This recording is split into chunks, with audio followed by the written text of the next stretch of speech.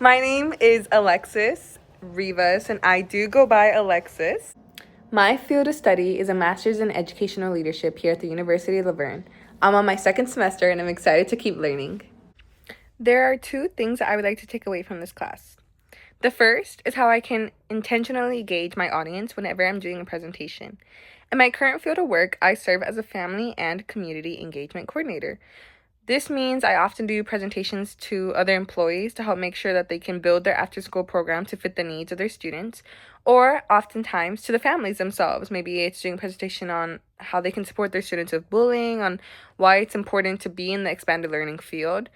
In order to be able to accurately engage and just really build that intentionality behind my presentations, the way I present myself, I can really build the credibility behind my name and the information that I am trying to convey to everybody who's in the audience. The second thing that I would like to take from this class is just how do I create a safe space for learning to be done? It's important to have that positivity, the safe space, to really build that engagement, to make sure that when I do have these presentations, that we all realize we have the same core mission, which is to help change the odds for kids, really.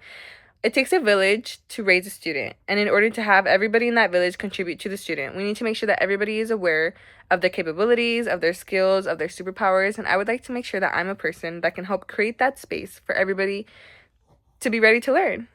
I have several passions in my life. I enjoy spending time with my loved ones, whether it's my friends, my family. I also have a dog named Chocolittle. She is right here. Let's get the full 360 on her, actually. Oh, so this is my dog. She is a miniature pinscher. She often gets referred to as a Chihuahua. She is, like I mentioned, a miniature pinscher. She's a Gemini. She's 5 years old. We go on hikes all the time. She is pretty small, so I do have to carry her after a mile. And if we're not on hikes, then we'll often be doing walks together. Or if I have time, then I'll do a quick run. Sometimes if I even have more time, I'll do a gym, but that's by myself. Aside from being active, I really enjoy baking. I just baked cookies this past weekend. Also, back to being active. This kind of ties into my bucket list. I want to go visit the national parks. I just went to Zion and Bryce for my birthday this past August. This year, I'm hoping maybe I go out of state for a different park. Definitely want to go to Yosemite to really explore the national parks that are here in the state in which I reside. I love to read. I've read 27 books this past year. I also journal. I spend time with loved ones, hike, be active, bake, read, journal. I have a niece. She is my best friend. We do dance class together. It's a time of our lives. So yeah, that's a little bit about me. Where was I born? Well, I am blessed to say that I was born and raised here in the Inland Empire. I did decided to answer this question outside because I want you guys to see it does get really windy where I'm from. I am specifically from Fontana. I did travel to Santa Barbara for my undergrad. I received a bachelor's in sociology and Spanish and a minor in education.